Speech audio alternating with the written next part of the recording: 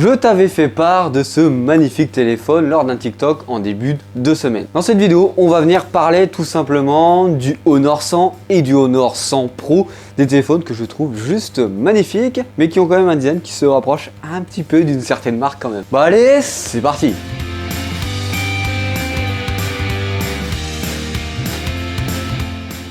Bien sûr, avant d'aller plus loin, bien sûr, on n'hésite pas à s'abonner, à liker, ça fera toujours plaisir à la chaîne. On est sur deux téléphones qui vont être présentés dès demain, le 23 novembre, en Chine. Donc on a pratiquement toutes les informations concernant ces téléphones. Et chose qui est assez intéressante, c'est qu'on a quand même deux téléphones avec deux déclinaisons, mais qui ont des caractéristiques assez proches quand même. Mais dans un premier lieu, je vais te parler du design de chacun, car là-dessus, il y a quand même une différence assez notable. Dans un premier lieu, parlons de l'Honor 100 classique, que tu vas pouvoir retrouver en plusieurs couleurs, le blanc, le noir, le bleu et le rose. À l'arrière, la plus grosse particularité par rapport au Pro, c'est l'ensemble des capteurs photo qui sont regroupés dans un rectangle, adossé à un arc de cercle où on peut voir deux capteurs photo et un flashlight dessus. Et on est sur un téléphone qui a l'air vraiment très incurvé. En parlant de l'avant avec des écrans incurvés, on a un seul poinçon à l'avant du téléphone pour venir y mettre le capteur selfie. Côté Pro, maintenant, on a exactement les mêmes couleurs. On a une couleur blanche, une couleur noire, une couleur rose et une couleur bleue, mais on a quelques spécificités en plus sur le design à l'arrière. Tu vois que selon la couleur,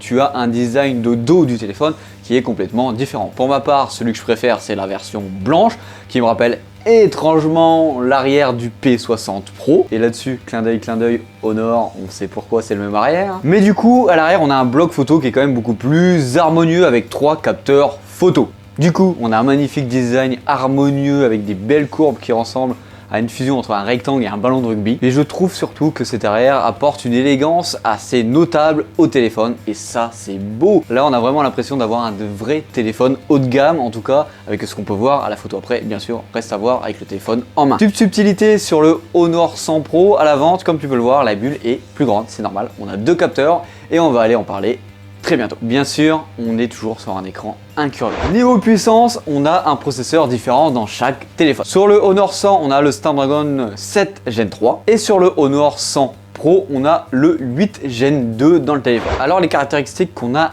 en commun avec les deux téléphones, c'est surtout au niveau de la batterie par exemple, où on va retrouver un ensemble avec une recharge rapide de 100 watts, des écrans identiques avec une définition de 1220p et une luminosité de 2600 nits. Donc t'inquiète pas, avec ce téléphone là, quand il y aura du soleil, quand l'été reviendra, tu vas pouvoir voir ton écran, mais de très loin, tellement la luminosité est très haute. Niveau photo, c'est assez similaire, hormis qu'on a un troisième capteur en plus sur le 100 Pro. On a un capteur principal donc de 50 mégapixels sur les deux, un ultra grand angle de 12 mégapixels sur les deux. On a un autre capteur selfie de 50 mégapixels sur les deux. Et petite particularité, comme je te le dis tout à l'heure, on a un deuxième capteur sur la face avant du 100 Pro, c'est un capteur de 2 mégapixels qui va venir aider le capteur 50 mégapixels. Alors on ne sait pas encore à quoi il va servir, on va suivre la conférence demain d'Honor pour savoir à quoi il sert véritablement. Mais du coup, c'est quoi ce troisième capteur qu'on a en plus sur le Honor 100 Pro? C'est un capteur portrait de 32 mégapixels. Au niveau des déclinaisons, c'est à peu près pareil. On a du 12 Go de RAM avec